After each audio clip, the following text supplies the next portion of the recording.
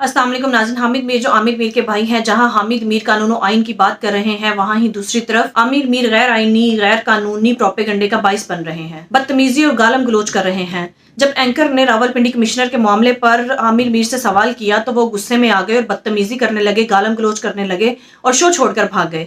आइए पहले उनकी गुफ्तगू सुनते हैं, फिर इस पर बात करते हैं। आमिर मीर साहब, उससे पहले तो ये बताएं कि तहरीक इंसाफ पहले ही इंतखाबात के नतायज के ऊपर जो है शक का इजहार कर रही थी, धांधली के इल्जामात लग रहे थे कि उनकी जीती हुई सीटों को शिकस्त में तब्दील किया गया है, और यही बातें आज कमिश्नर रावलपिंडी ने भी की है। तो ये जो इलेक्शन के अंदर धांधली के तहरीक इंसाफ के इल्जामात थे, उसे तो ठीक ठाक आज एक जो है तकवीयत दे दी है कमिश्नर रावलपिंडी के इन इल्जामात ने। ये जो साहब हैं जो कमिश्नर रावलपिंडी थे, लियाकत चट्टा, इनकी जो गुफ्तगू है सबसे पहले उसका एनालिसिस करना होगा। ये कुछ साइकोपैथ लगते हैं, खुदकशी की बातें कर रहे हैं, फांसी लेने की बातें कर रहे हैं। इनको अचानक इलेक्शन के 10 रोज बाद ये ख्याल आया कि इलेक्शन में मैंने धांधली करवाई थी और मुझे कौम को बताना चाहिए।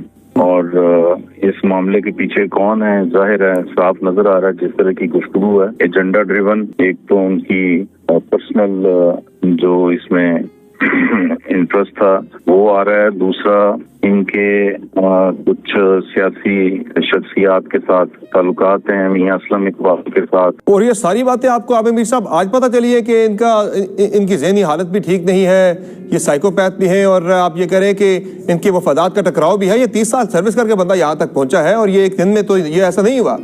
तो ये चीजें पहले आपको नहीं पता थी? जब आप कोई चबल मारेंगे तो पता चलेंगे ना कि साइकोपैथ है। किसी सरकारी अफसर ने, किसी कमिश्नर लेवल के बंदे ने आज तक इस तरह की गुफ्तगू की है? और अगर आप ये सवाल मुझसे कर रहे हैं तो उनसे पूछें जरा जिन्होंने ये बकवास की है कि आपको आज ख्याल आया, 10 रोज सोए हुए थे जब आपका प्रमोशन बोर्ड में हो गया, तब आपको याद आया मैंने धांधली करवाई है।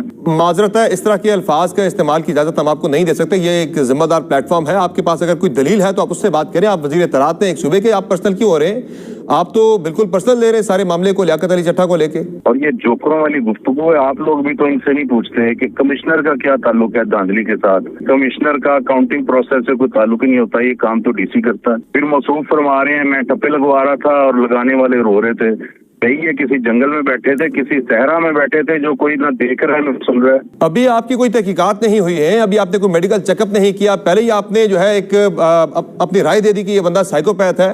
साइकोपैथ होता तो पहले पता लग जाता, ये 30 साल से सर्विस में है और एक ही दिन में आपको पता लग गया, और आपके बगौर कोई चवल मारता तो ऐसी हरकत करता तो पहले पता लगता। तो पहले अगर नहीं की तो उसका मतलब है कि वो बंदे की ज़हनी हालत दुरुस्त है। वो आज आके जब उसने अपनी एक राय कायम की, भाई ये चीजें थी वो ठीक नहीं थी, उसे अपनी राय का इजहार कर दिया। अच्छा, आप जज बन जाए, फिर आप क्रेडेंस दे रहे हैं, आप फैसला भी दे रहे हैं कि इलेक्शन में धांधली हुई है, इलेक्शन नताइज को मनसूख भी कर दें, तो शक है उसमें, और फिर आप नए इलेक्शन का ऐलान कर दें। आप एंकर हैं, एंकर बन के गुफ्तगू करें। आप तो जैसे कोई होता है ना, मतलब कमिश्नर के साथ का कोई इमरान, वैसे गुफ्तगू कर रहे हैं। ये बड़ी ज्यादती। आमिर मीर साहब, आप एक सूबे के, बड़े सूबे के आप निगरान वजीर इत्तलात, और आपका काम है न्यूट्रल होना।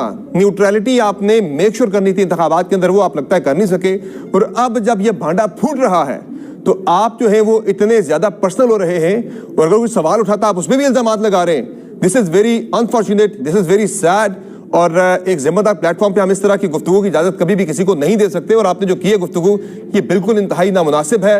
ये एक जिम्मेदार जो शख्स है, यानी जो वजीर इत्तलात है सूबे का, उसको ये बिल्कुल जेब नहीं देते इस तरह के अल्फाज जो आप एक अफसर के लिए इस्तेमाल कर रहे हैं। आपने अभी तक कोई तहकीकात नहीं करवाई, कोई आपने इंक्वायरी नहीं करवाई, और मसला वही है कि अगर आपके पास जहां दलील खत्म हो जाती है वहां गाली गोली या फिर वहां पे जो है बदतमीजी या बदतहजीबी वहां से शुरू हो जाती है, जो हमने आपकी गुफ्तगू के अंदर देखी। This is very sad and very unfortunate. इस तरह के लोगों को जिम्मेदार पोजीशंस पर लगाया जाता है। नाज़रीन, आप यहाँ से अंदाजा लगा लें कि निगरान सेटअप कितना ज्यादा बाइस है और जानिबदार है, जो आज इस कदर बेहिस्सी और बेशर्मी का शिकार है, इस कदर फ्रस्ट्रेशन में है कि गालम गलोच और बदतमीजी पर उतर आए। क्योंकि नाज़रीन, ये वो लोग हैं जिन्होंने पूरी रियासती मशीनरी को इस्तेमाल किया, गैर कानूनी गैर आईनी काम किए, हर तरह के जबरी हथकंडे इस्तेमाल किए, लेकिन फिर भी पीटीआई की पॉपुलैरिटी को कम नहीं कर पाए, बल्कि उल्टा इन्हें नुकसान हुआ और पीटीआई की पॉपुलैरिटी दिन ब दिन बढ़ती चली गई। अवाम ने इन्हें रिजेक्ट कर दिया, मुस्तरद कर दिया और इमरान खान को चूज कर लिया। और नाज़रीन, ये इनकी फ्रस्ट्रेशन ही है जो ये गालियां और गालम गलोच पर उतर आए हैं। और आजकल तो मुकम्मल तौर पर निगरान सेटअप नंगा होकर सामने आ चुका है और भरपूर तरीके से नून लीग की हमायत भी कर रहा है। नाज़रीन, कमिश्नर रावलपिंडी के इलेक्शंस में धांधली पर और जिस तरह अवाम के वोट्स पर डाका डाला गया, इस पर